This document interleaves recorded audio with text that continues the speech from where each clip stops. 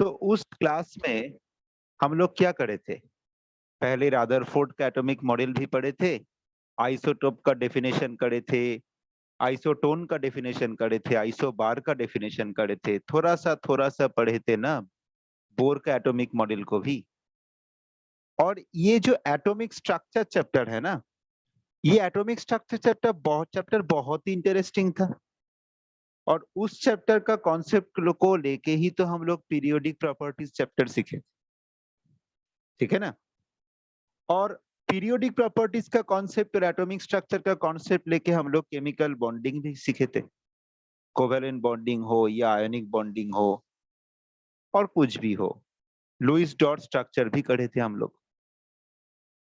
तो that means देखो, atomic structure chapter को फुट में रखते हुए हम लोग धीरे धीरे एक एक फ्लोर बनाए थे, periodic table, chemical bonding, x y z whatever, ठीक है ना। तो इसलिए मैंने आज का टॉपिक में तुम लोगों को मैं एटॉमिक स्ट्रक्चर ही रखा हूं। देखो 11th में जाके हम लोग एटॉमिक स्ट्रक्चर फिर से पढ़ेंगे, मगर इस क्लास में हम लोग एटॉमिक स्ट्रक्चर थोड़ा एडवांस लेवल में, थोड़ा ब्रॉडर पर्सपेक्टिव में पढ़ते हैं। 9th और 10th में हम लोगों को जो नॉलेज मिला उसी को थोड़ा बढ़ाएंगे, थोड़ा ज्यादा सीखेंगे, थोड़ा ज्यादा फोकस लेंगे, थोड़ा ज्यादा अच्छे खासा नॉलेज हम लोगों को मिलेगा। मगर 11 का चैप्टर का जो परिधि है ना, वो 9th और 10th से कहीं गुना ज्यादा है। मगर अगर हम लोग थोड़ा थियोरिटिकल पढ़े, थोड़ा पर्सपेक्टिव वे में पढ़े, थोड़ा कॉन्सेप्चुअल पढ़े ना, तो हम लोगों को अच्छी तरीके से नॉलेज भी मिलेगा और हम लोग अच्छे से चैप्टर को समझेंगे भी।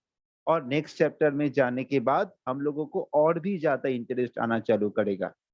क्योंकि देखो, अगर सही से एटॉमिक स्ट्रक्चर तुम लोग नहीं सीखोगे तो जो नाम बोला ना, पीरियोडिक प्रॉपर्टीज, केमिकल बॉन्डिंग, और फिर जाके जब हम लोग इनऑर्गेनिक केमिस्ट्री में जाएंगे तो बहुत सारा दिक्कत आने वाला है।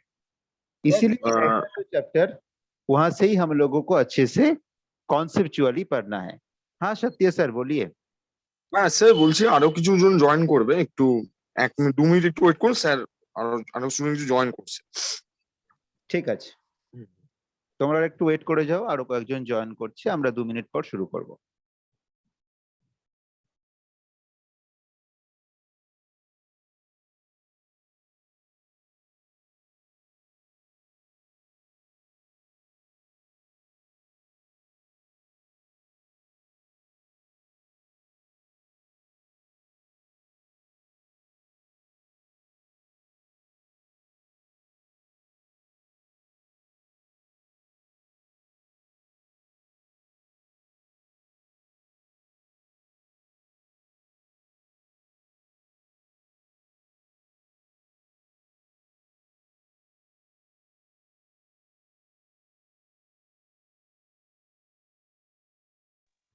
तब तक तुम लोगों का नाम देख लेता हूँ। चंदन कुमार हो, अभिरूप मंडल, वितिशा, नजीफ, अभी तक इन चारों हो तुम लोग। सभी को all the best for your upcoming future ambitions. Doctor, engineer, कुछ भी जो होने चाह रहे हो, अच्छे से तुम लोगों का नॉलेज बढ़े और 11th 12th का कॉन्सेप्चुअल नॉलेज गेन करो तुम लोग, यही कामना है। 1 मिनट और वेट करो, फिर हम लोग टॉपिक्स में जाएंगे।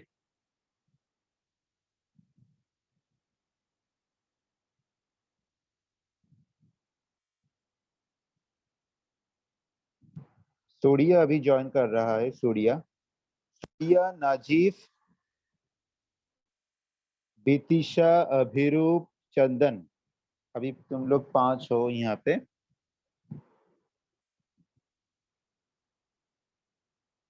Thank you नजीफ।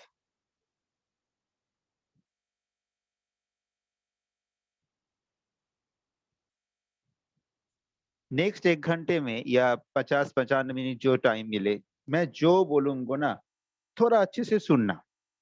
बहुत सारा डाउट भी आने वाला है तुम लोगों से, तो इंस्टेंट मेरे से वो डाउट क्लियर कर लेना।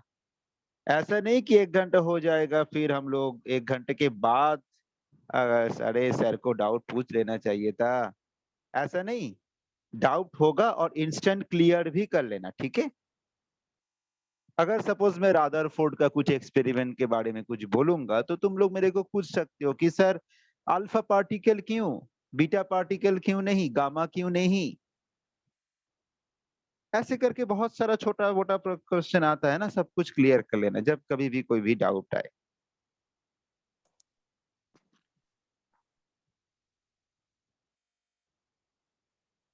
অরিত্র প্রধান तुम भी ज्वाइन कर चुके हो। সত্য স্যার আমি কি তাহলে শুরু করে দিই? হ্যাঁ স্যার, এবার স্টার্ট করে দিন।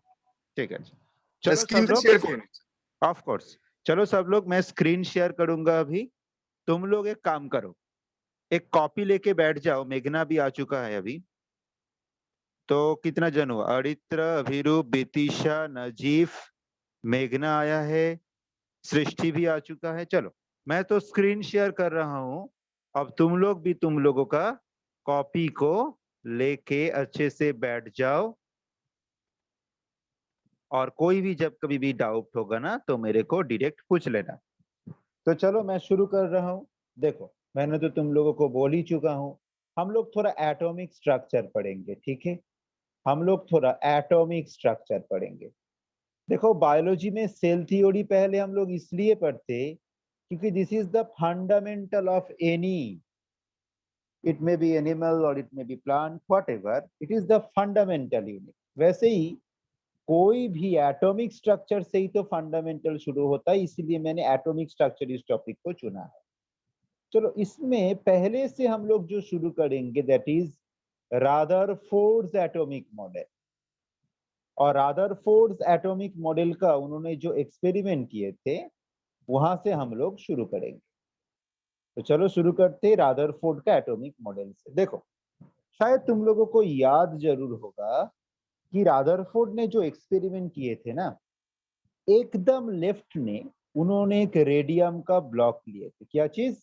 रेडियम का ब्लॉक लिए। रेडियम क्यों? Because you know radium is a radio active element. Radium is a radio active species. तो रेडियम से अल्फा, बीटा, गामा सब कुछ रेडिएशन निकलता है ना?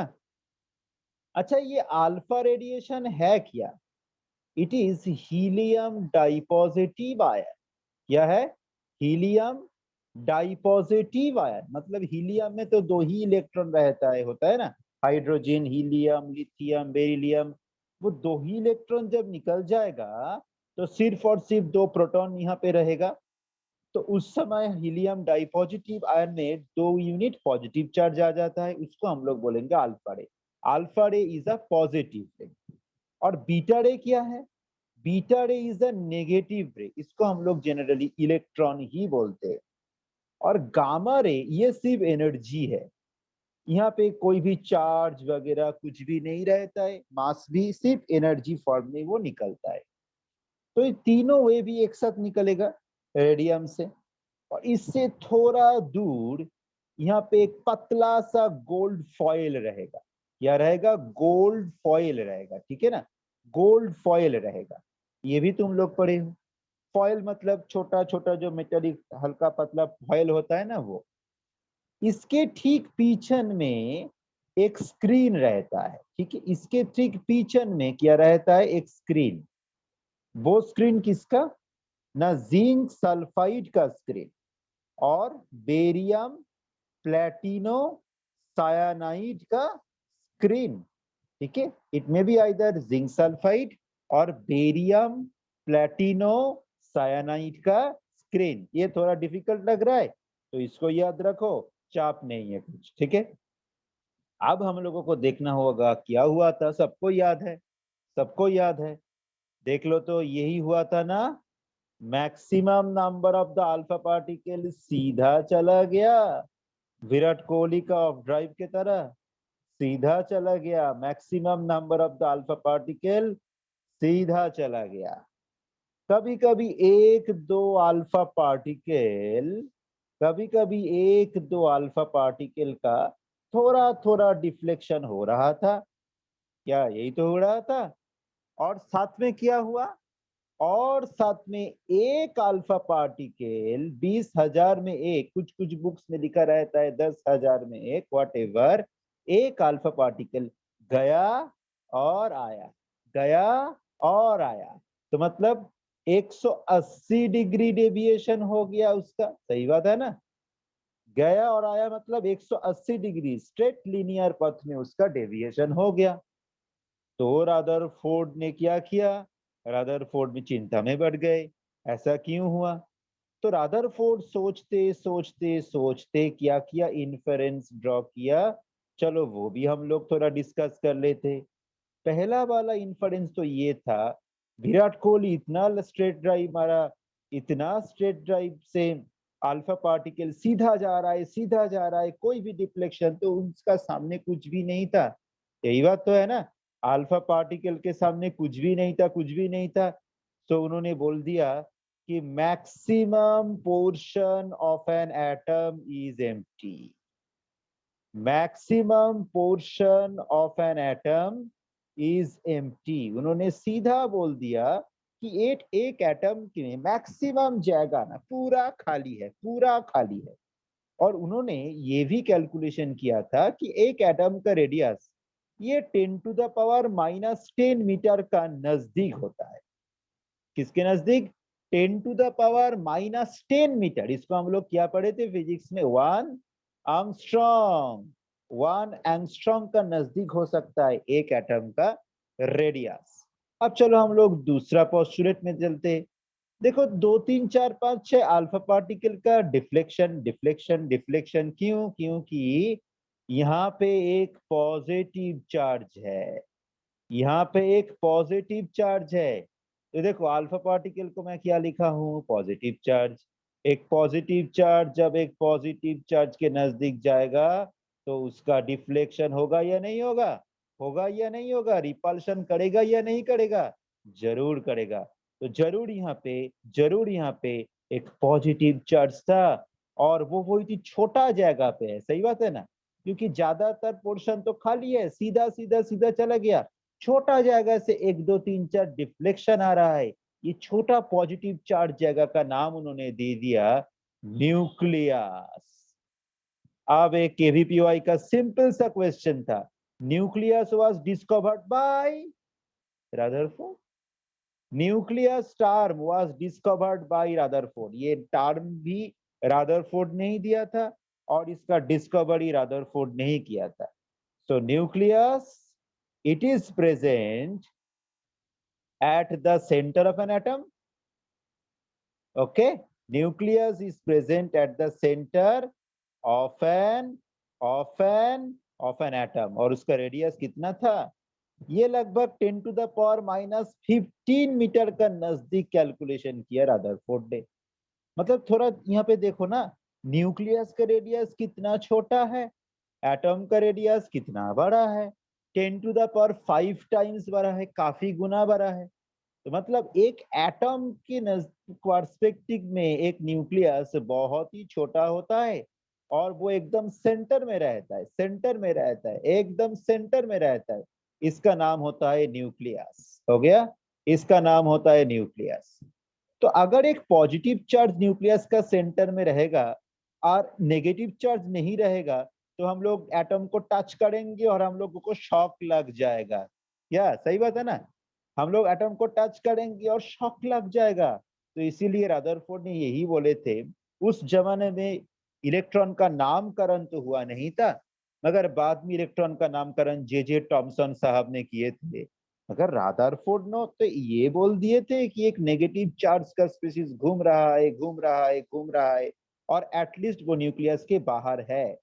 मगर एक एटम का जो रेडियस है वो थोड़ा सोचो, वो थोड़ा ज्यादा है, लगभग 10⁻⁻10 मीटर, और एक न्यूक्लियस तो बहुत छोटा है, न्यूक्लियस तो बहुत छोटा है, 10⁻⁻15 मीटर है उसका रेडियस। और एक तो बात क्या बोले थे रदरफोर्ड, देखो ये कभी कभी हम लोगों का बुक्स में होता नहीं है, मगर ये होना चाहिए। वो किया है, देखो 180 डिग्री डेविएशन क्यों बाबा, 180 डिग्री डेविएशन क्यों, ये गया और आया ऐसा क्यों, क्योंकि वो जहां पे कोलाइड किया था वो जगह काफी हार्ड था। तुम एक बॉल लो, मैं यहाँ पे खड़ा हूं, मेरे हाथ में एक बॉल है, ये हाथ सीधा किया, यहाँ पे सपोज एक टेनिस बॉल है, क्योंकि शख्त बॉल से डर नहीं लगता है, क्योंकि शख्त बॉल मेरे पास अभी नहीं है, इसलिए टेनिस बॉल लिया। मैं उसको थ्रो किया, कहाँ पे? शख्त दीवार में थ्रो किया, वो कैच कैच प्रैक्टिस की तरह मेरे हाथ में आ गया, ठीक है चलो डन। मगर अब अगर मैं इस बॉल को लेके, ये बॉल है ठीक है, फिर मेरे हाथ में बॉल है, अब इस बॉल को लेके मैं एक मड की तरफ थ्रो किया, तो मेरा बॉल यहाँ अटक गया, बाप रे, फिर मेरे को यहाँ आना पड़ेगा इस बॉल को छुड़ाने के लिए। मगर देखो, ये अल्फा पार्टिकल गया और आया, यहाँ पे तो स्टिक आउट स्टिक इन हुआ नहीं था, यहाँ पे तो अटक नहीं गया था, उसका तात्पर्य क्या था सोचो। अरे ये वॉल तो काफी हार्ड है, और ये माड या ये अगर पानी में हम लोग थ्रो डाउन करते पानी में, तो पानी में वो अटक जाता, क्योंकि पानी का डेंसिटी कम है। मगर ये अल्फा गया और आया, गया और आया, मतलब सख्त जगह पे उसका कॉलिशन हुआ था ना। ये बुक्स में, सब बुक्स में लिखा नहीं रहता है, तो क्या लिखेंगे हम लोग कि density of nucleus is very high. Nucleus का डेंसिटी, न्यूक्लियस का डेंसिटी इज वेरी हाई, बहुत ज्यादा है न्यूक्लियस का डेंसिटी। कितना है? 10/11 kg/cc और 10/14 ग्राम/cc। पढ़े हो ना? डेंसिटी, डेंसिटी क्या है? मास पर यूनिट वॉल्यूम है ना। डेंसिटी के यूनिट क्या है? मास का यूनिट बाई वॉल्यूम का यूनिट। तो सीजीएस में ग्राम पर सीसी, एसआई में केजी पर मीटर क्यूब, मगर उन्होंने कैलकुलेशन करते हुए केजी पर सीसी और ग्राम पर सीसी ने किए थे। हम लोग ये भी यूज कर सकते, केजी पर मीटर क्यूब में तो हम लोग कन्वर्ट कर ही सकते हैं। तो ये था रादरफोर्ड का इन्फरेंसेस। तो रादरफोर्ड तो ये सब इन्फरेंस दे के बहुत संतुष्ट हो गए, उन्होंने पकड़ लिए कि मेरा काम खत्म हुआ।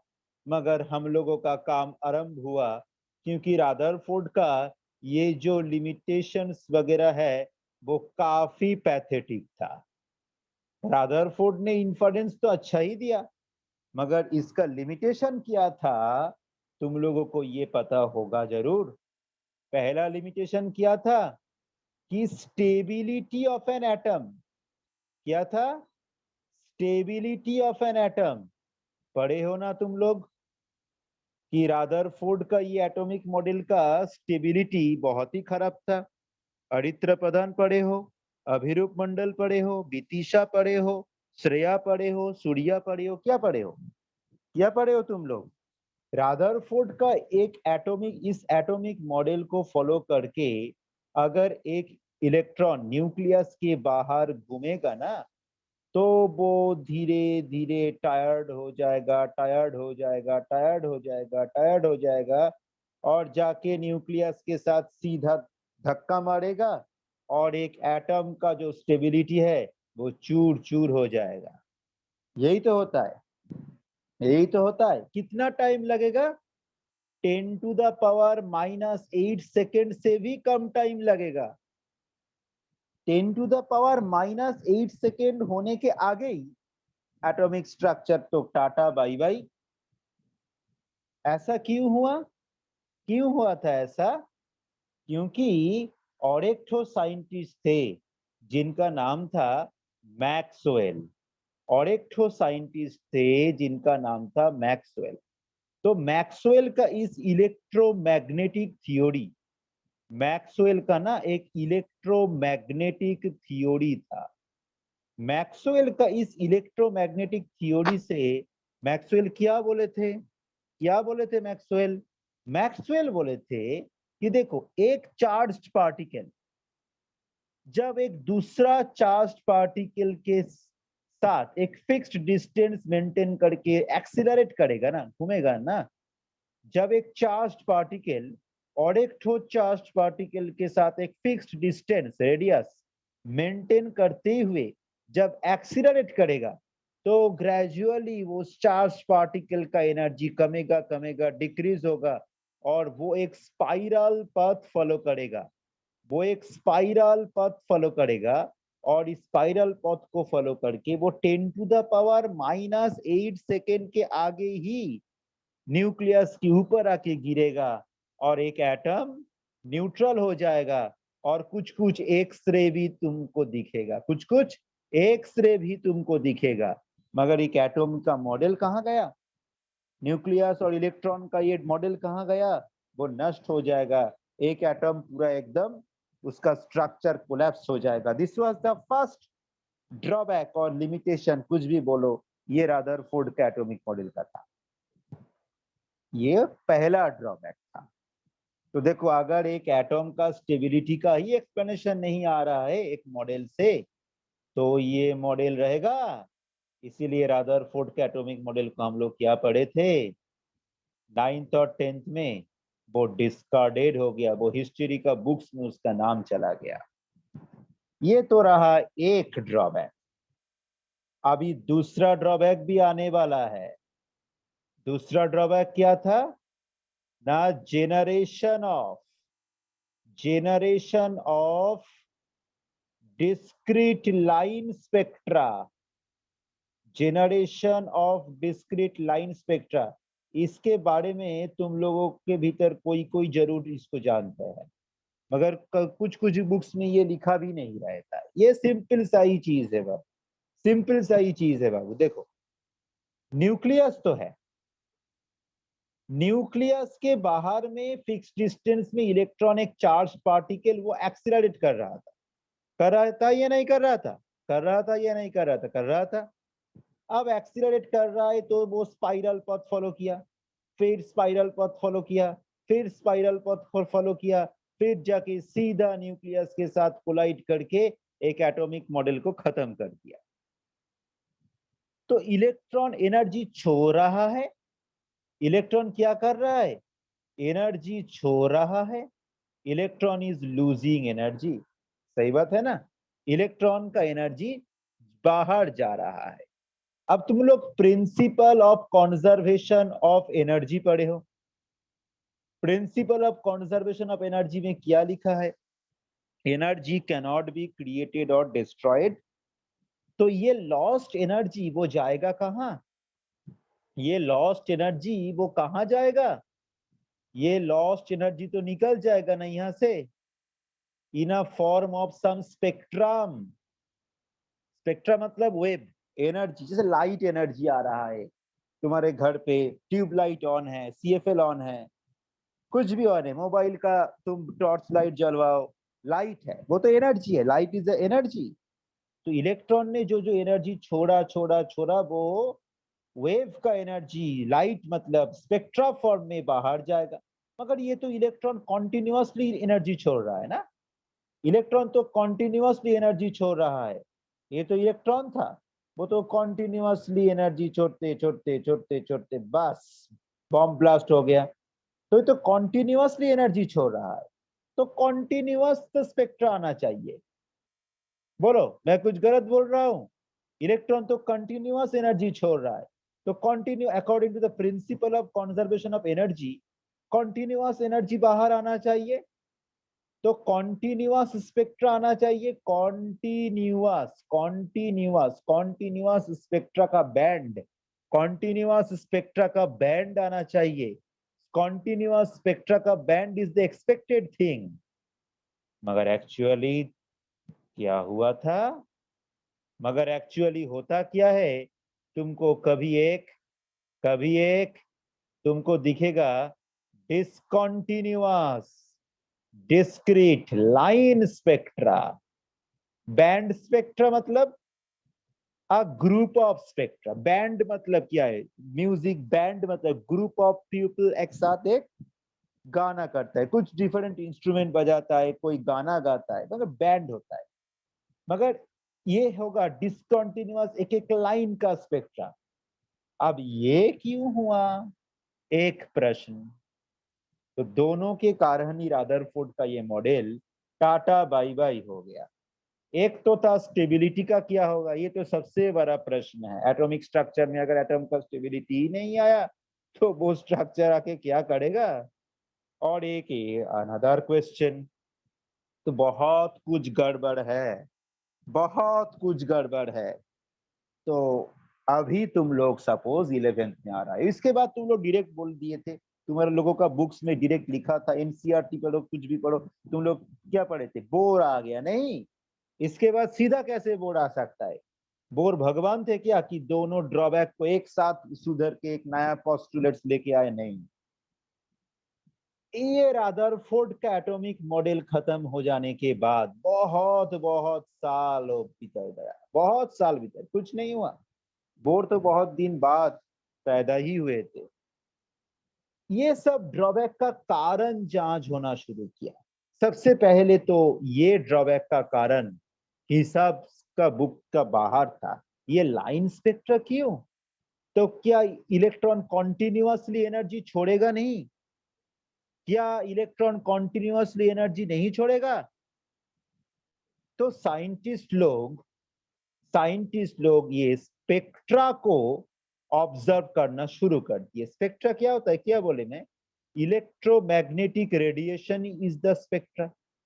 ये अल्ट्रावायलेट रेडिएशन हो सकता है, ये लाइट का स्पेक्ट्रा हो सकता है, ये एक्सरे का स्पेक्ट्रा हो सकता है, ये गामा रे का स्पेक्ट्रा हो सकता है, यह माइक्रोवेव हो सकता है, या इंफ्रारेड हो सकता है, कुछ भी हो सकता है। Radiation are the spectra. तो साइंटिस्ट लोगों ने काफी मेहनत किया, ठीक है, काफी मेहनत किया। तो मेहनत करने के बाद उन्होंने देखा इलेक्ट्रोमैग्नेटिक वेव ये वेव नहीं है। हाँ, तुम लोग ठीक सुन रहे हो। साइंटिस्ट ने ना बहुत रिसर्च करके देखा, electromagnetic waves are not waves. Yes, electromagnetic wave का पार्टिकल नेचर भी रहता है। इलेक्ट्रोमैग्नेटिक वेव का पार्टिकल नेचर भी रहता है जी। और साथ में उसका वेव नेचर जो हम लोग साथ में पढ़ते हैं। मगर ये नेचर रदरफोर्ड के जमाने में कोई सोचा था भी नहीं। हम लोग क्या क्लास 10 तक ये पढ़े थे कि लाइट में पार्टिकल घूम रहा है। तो ट्यूबलाइट ऑन किया, लाइट हम लोगों के सर पे आके गिरा, तो हम लोगों को कुछ फीलिंग होता है, सिर्फ हम लोगों को दिखता है, इधर ये है, इधर वो है, उधर कंप्यूटर है, या बुक है, या पेन है, उधर मोबाइल है, सब दिखते। मगर ऐसा तो फीलिंग नहीं होता कि तू ट्यूबलाइट ऑन किया, बाप रे क्या कॉलिशन हुआ, पार्टिकल आके मेरे साथ कॉलिशन किया, ऐसा फीलिंग तो होता नहीं है ना। मगर ऐसा फीलिंग होता है, हम लोगों को फील नहीं होता है, वो बाद में चीज। यस, चंदन कुमार तो जबरदस्त आग मचा रहा है, फोटोन फोटोन किया सब बोल रहे, बाप रे सही बात है, चंदन कुमार आग मचा दिया। यस, ऐसा ही स्पिरिट रहना चाहिए। पार्टिकल नेचर होता है, बाप रे 11 12 में बहुत स्टडी करना है। देखो वेव नेचर तो है ही, वेव नेचर तुम लोग wave length, frequency, time period, amplitude मेरे से भी ज्यादा जानते हो शायद। मगर इलेक्ट्रोमैग्नेटिक रेडिएशन का पार्टिकल नेचर, अरे बाप रे जबरदस्त टॉपिक है ना 11 12 का ये चैप्टर। तो देखो पार्टिकल नेचर कैसे, कौन कौन साइंटिस्ट ये पार्टिकल नेचर को इनोवेट किया था। दो हीरो ने। पहला वाला साइंटिस्ट का नाम था प्लांक, नाम सुने हो। दूसरे वाला साइंटिस्ट का नाम तुम लोग नहीं सुने हो, उनका नाम था आइंस्टाइन। नहीं सुने हो ना, ओ सुने हो, वेरी गुड। तो प्लांक का भी नाम सुने हो, आइंस्टाइन का भी नाम सुने हो, बढ़िया। तो देखो इतना दो बड़ा बड़ा साइंटिस्ट, इतना दो बड़ा बड़ा साइंटिस्ट का ब्रेन लगा था ये समझने के लिए कि इलेक्ट्रोमैग्नेटिक रेडिएशन में पार्टिकल नेचर भी है। प्लांक ने क्या किया, प्लांक ने उनका क्वांटम थ्योरी लेके आए। प्लांक्स क्वांटम थ्योरी का नाम तो सुना ही होगा, और इसको बोलते हैं हम लोग ये जो मैं जो कलर का पेन यूज कर रहा हूं, ब्लैक बॉडी रेडिएशन, इसको हम लोग बोलेंगे प्लांक्स क्वांटम थ्योरी और ब्लैक बॉडी रेडिएशन। देखते चंदन ने मेरे को क्या लिखा, मेरे को क्या समाचार दे रहा है। और बाबा आइंस्टाइन का नाम भी बोल रहा है, वेरी गुड वेरी गुड। और आइंस्टाइन ने क्या किया, photo electric equation, photo electric effect, photo electric equation पैदा कर दिया आइंस्टाइन। अभी तो लग रहा है फोटोन फोटोन का नाम आ रहा है, तो चंदन ने अच्छा ही बोल रहा था मेरे को।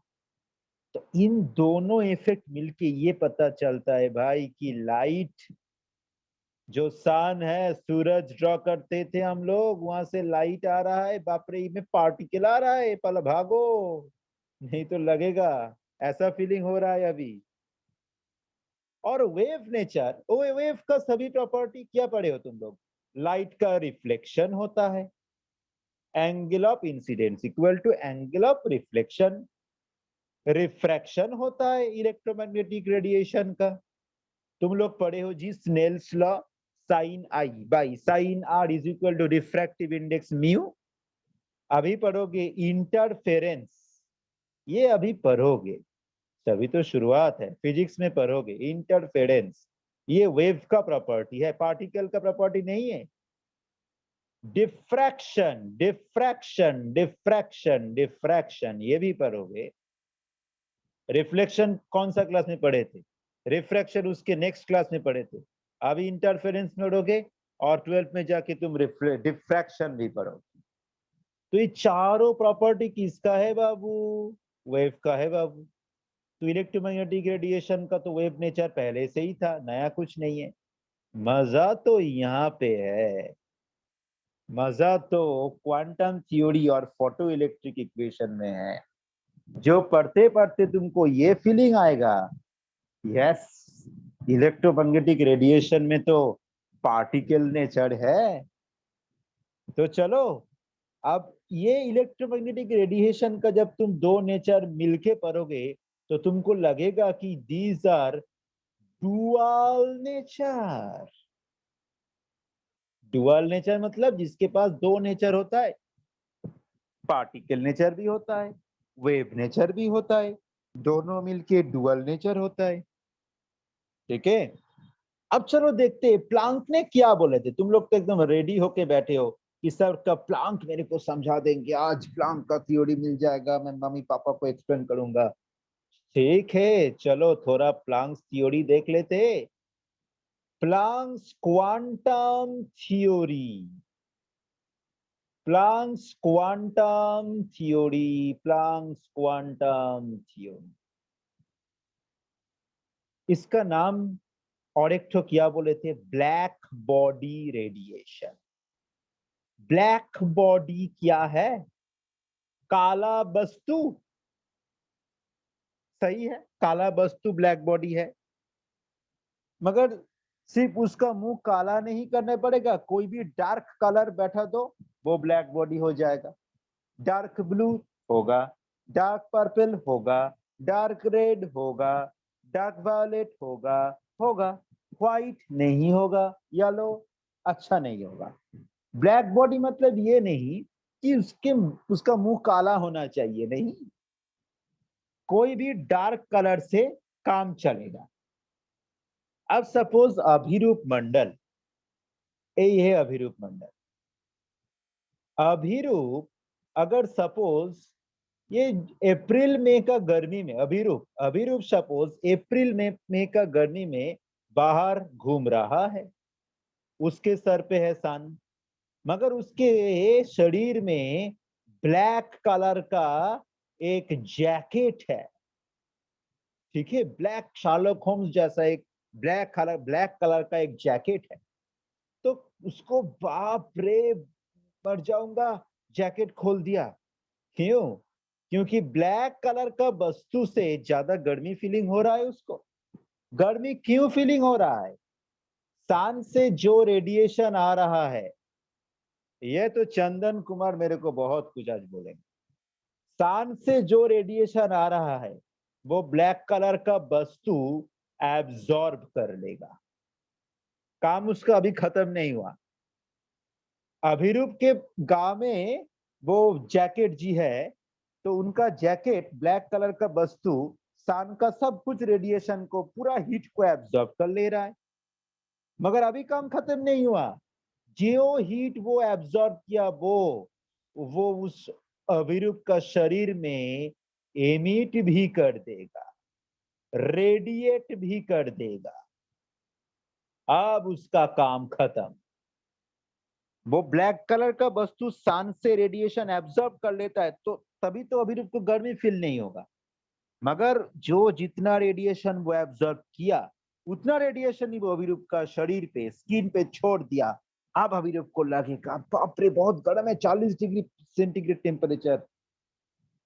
ठीक है, कलर का वस्तु दो है ना, दो काम करता है। ये black body good absorber, black body are the good absorbers. Not only this, Chandan, but also good radiator, good emitter, good radiator. Black body सब समय आइडियल गैस के तरफ होता है।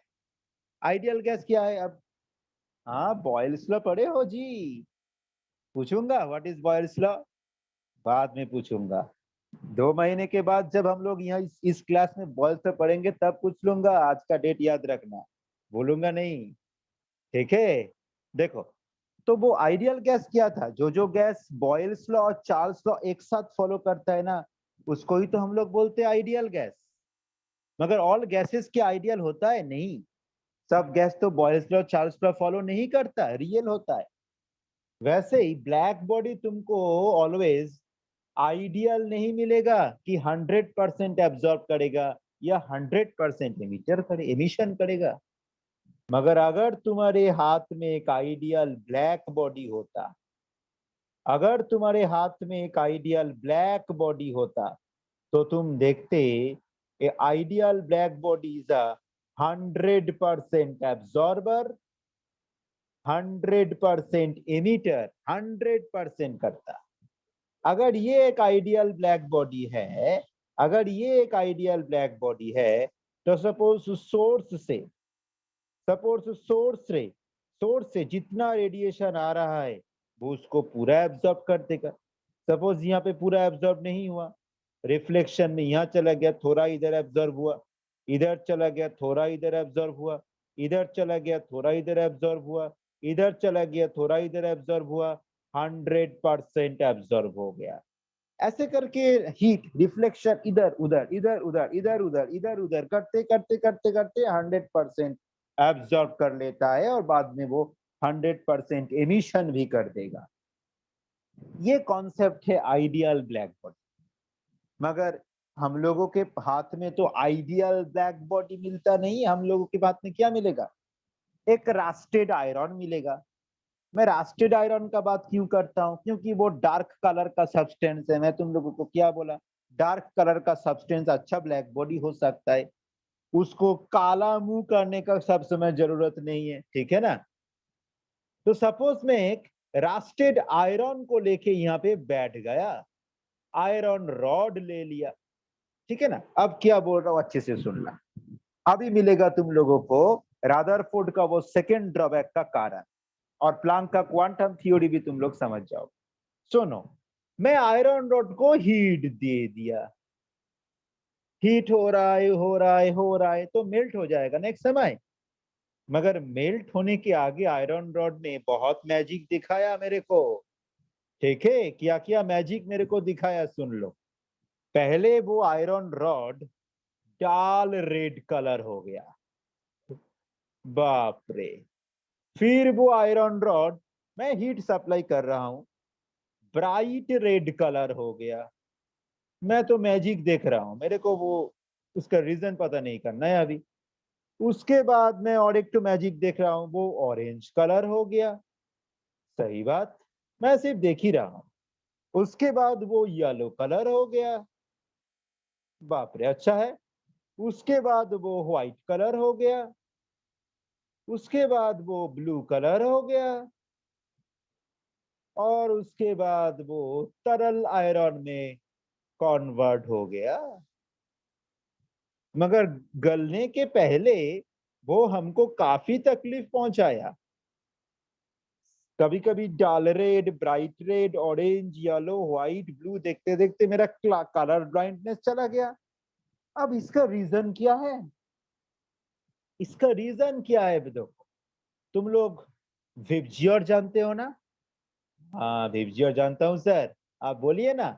सुपर में वायलेट से शुरू करते, चलिए सर। विबजियोर पढ़े हो तुम लोग?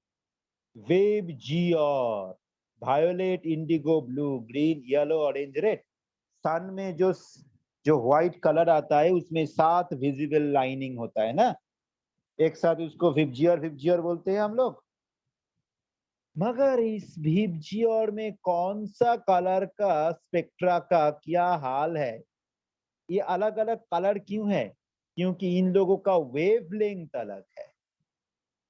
अलग अलग कलर क्यों है? क्योंकि उन लोगों का वेवलेंथ अलग है, उन लोगों का फ्रीक्वेंसी अलग है, इसीलिए अलग अलग कलर में वो आता है। कलर डिफरेंट होने का कारण वेवलेंथ अलग होना, फ्रीक्वेंसी अलग होना। तुम लोग गाड़ी लेके जब जाते हो तो सिग्नल पोस्ट में 3 कलर दिखता है। Am I wrong? रुक जाओ, रेड कलर। स्लोली चलो, येलो कलर। अरे जल्दी चलो, ग्रीन कलर। ये तीनों तो कलर दिखता है। तो रुक जाओ कलर देखो बहुत दूर से दिखता है। येलो कलर इतना दूर से नहीं दिखता है। देखो आप लोग, तुम लोगों का क्या बोलते हैं, आंखों में भी देखो, मैं येलो कलर तो कर रहा हूँ। आ रहा है सही से? नहीं आ रहा है। रेड जैसा आ रहा है वैसा देखो नहीं आ रहा है। रेड देखो अच्छे से देख रहे हो तुम लोग। और ये ग्रीन कलर जो है ना, ये जो ग्रीन कलर है ना, ये अच्छा ही आता है, मगर सबसे अच्छा आता है रेड कलर। रेड कलर देखो सबसे अच्छा आता है। ऐसा क्यों है? देखते हैं चंदन ने मेरे को क्या बोल रहा है। बड़े बाबर, जबरदस्त। चंदन ने सही बोल दिया। चंदन ने बोला सर आप इधर गाड़ी में बैठे हो, मेरे आंखों पे आगे रेड कलर आ रहा है। क्यों? क्योंकि रेड का वेवलेंथ सबसे बढ़िया है। अब देखो क्या है, येलो, ग्रीन। तो ग्रीन का वेवलेंथ देखो कम है। सबसे बढ़िया किसका वेवलेंथ है? रेड का। ठीक है, जिसका वेवलेंथ सबसे ज्यादा होगा वो बहुत दूर से दिखेगा। वेवलेंथ क्या है? लेंथ ऑफ अ वेव, बहुत दूर से दिखेगा, क्योंकि एक ही वेव काफी दूर जाता है उसका। बहुत दूर से रेड दिखेगा। अब ये सब कलर को देखो तो, रेड, रेड, मैं यहां से शुरू किया हूं, देन ऑरेंज, यहां तक पहुंच गए, येलो, और एक तो स्टेप पहुंचे, व्हाइट व्हाइट नहीं होता यहाँ पे, ब्लू, बाप रे, यहाँ और यहाँ तक पहुंच गए।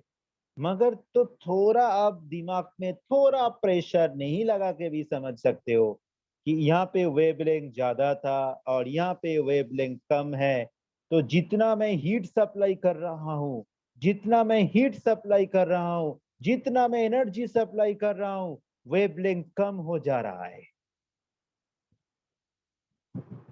आयरन रॉड जितना हीट गेन कर रहा है, जितना जितना जितना जितना जितना इलेक्ट्रोमैग्नेटिक रेडिएशन का वेवलेंथ कम हो जा रहा है। ये मैंने नहीं देखा, ये मैक्स प्लैंक जी ने देखा था। सही बात है ना? अब देखो, और एक तो बात, तुम लोग तो वेव थ्योरी थोड़ा पढ़े हो साइंस में। वेव का फ्रीक्वेंसी क्या होता है पता है, एम्पलीट्यूड पता है। तो ये इक्वेशन तुम लोग पढ़े थे ना कि v is equal to nu lambda, और इसको मैं थोड़ा आसान भाषा में लिख रहा हूं, c is equal to nu lambda. c is the wave का वेलोसिटी होता है, यस। न्यू वेव का फ्रीक्वेंसी होता है, लैम्डा जी उसका वेवलेंथ होता है। तो तुम लोग क्या पढ़े थे कि c is equal to nu lambda में वेव का वेलोसिटी तो कांस्टेंट होता है, लाइट का वेलोसिटी सबको पता है, मेरे को बोल सकते हो 3 times 10 to the power 8 metre per second, ये तो लाइट का वेलोसिटी कांस्टेंट है। तो v लैम्डा का प्रोडक्ट भी देखो कांस्टेंट है, तो दैट मीन्स लैम्डा बढ़ेगा तो फ्रीक्वेंसी घटेगा। तो यहाँ पे डाल रेड से शुरू करके ब्लू लैम्डा घट रहा है तो फ्रीक्वेंसी इंक्रीज हो रहा है।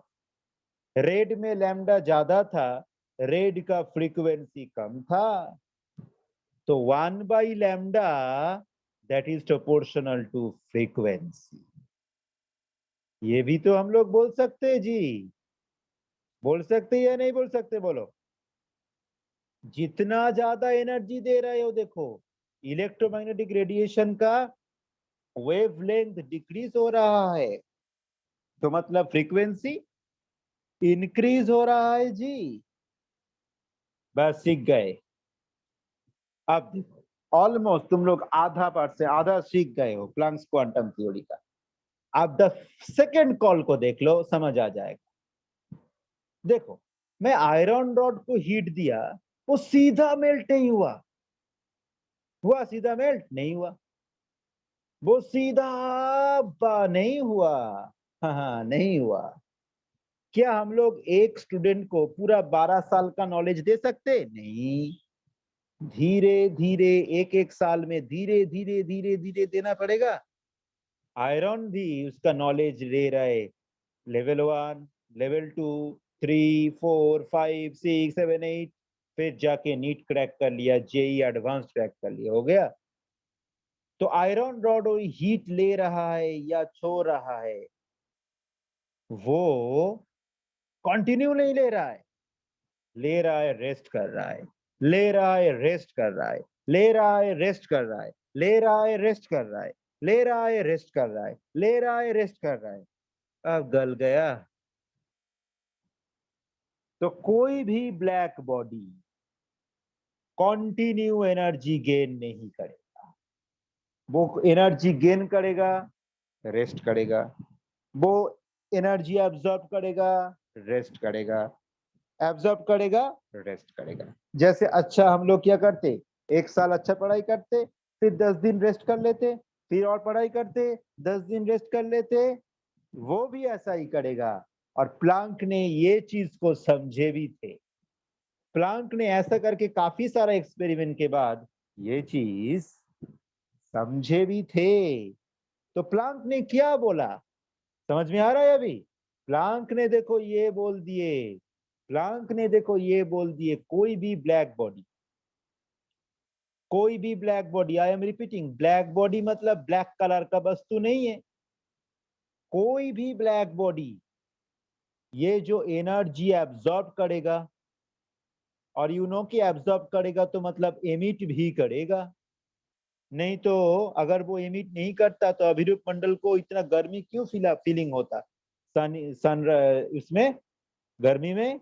क्योंकि उसका शरीर में एनर्जी को, वो तो ब्लैक जैकेट और क्या बोलते, वो उसका शरीर में उस एनर्जी को एमिट भी तो कर दिया। तो मगर ये एनर्जी को एब्जॉर्ब करेगा, एमिट करेगा, अच्छा बात है, मगर कॉन्टिन्यूअसली नहीं। कॉन्टिन्यूअसली एक साथ सब एनर्जी को वो एक साथ एब्जॉर्ब और एमिट नहीं करेगा, वो करेगा डिसकॉन्टिन्यूअसली, वो करेगा डिसकॉन्टिन्यूअसली, वो डिसकॉन्टिन्यूअसली धीरे धीरे धीरे धीरे एनर्जी को एब्जॉर्ब करेगा, गेन करेगा। सपोज धीरे धीरे डिसकॉन्टिन्यूअसली एनर्जी एब्जॉर्ब करेगा और गेन करेगा। सपोज एक black body he is a human being, suppose एक black body is a human being, उसके सामने काफी सारा फूड्स है, काफी सारा फूड्स है, बुफे सिस्टम में है, पूरा एनर्जी को मैं फूड बोल रहा हूँ, वो एक साथ आके सब फूड नहीं खाएगा, वो उसका भूख लग सकता है, मगर एक साथ आके काऊ के तरह वो सब फूड नहीं खाएगा, वो धीरे धीरे एक एक प्लेट में फूड लेगा, खाएगा, और एक तो प्लेट में फूड लेगा, खाएगा। एक प्लेट में फूड रहेगा, खाएगा। सिमिलरली एक ब्लैक बॉडी भी जब एनर्जी को खाएगा ना और एमिट करेगा ना, ये ब्लैक बॉडी जब एनर्जी को खाएगा और जब तुम्हारा ये ब्लैक बॉडी जब तुम्हारा ये एनर्जी को एमिट करेगा, वो एक साथ सब नहीं करेगा, वो छोटा छोटा पैकेट में खाएगा उसको। छोटा छोटा पैकेट में खाएगा, खाया रेस्ट लिया, खाया रेस्ट लिया, खाया रेस्ट लिया। अब तब फाइनली जाके उसका भूख चला गया। छोटा छोटा पैकेट में खाएगा। इस छोटा छोटा पैकेट ऑफ एनर्जी को बोलते क्वांटम।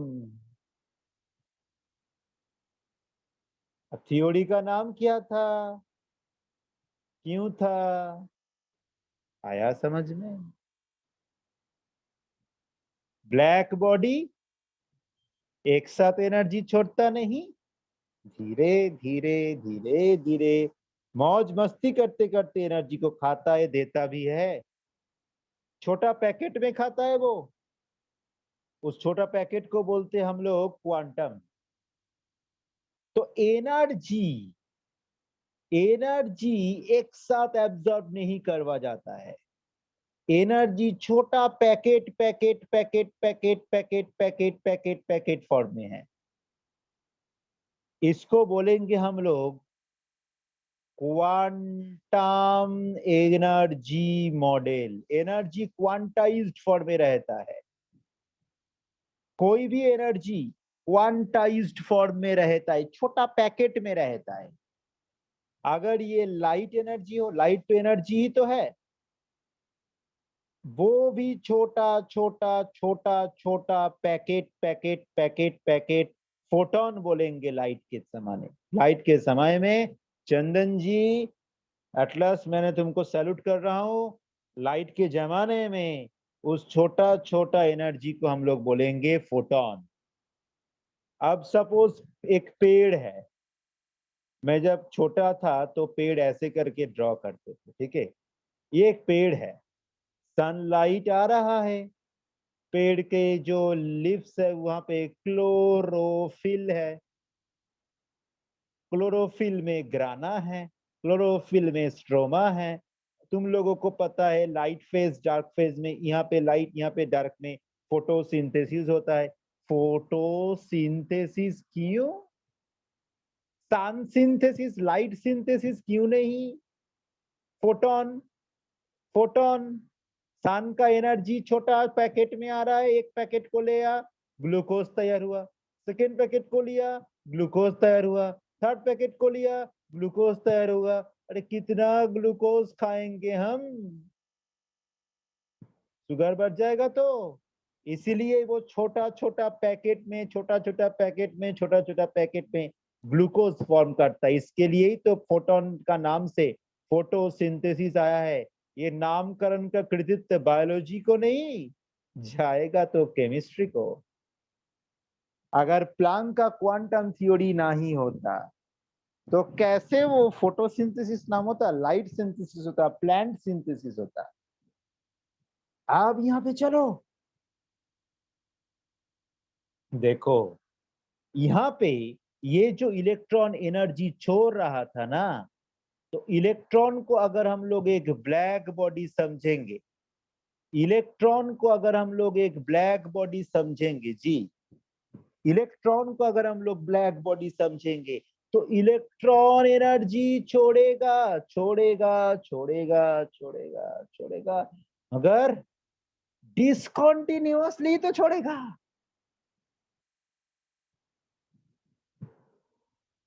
अगर इलेक्ट्रॉन ब्लैक बॉडी है तो वो तो एनर्जी डिसकंटिन्यूअसली छोड़ेगा। तो क्या गलती है यहाँ पे? यहाँ पे तो अब सही लग रहा है।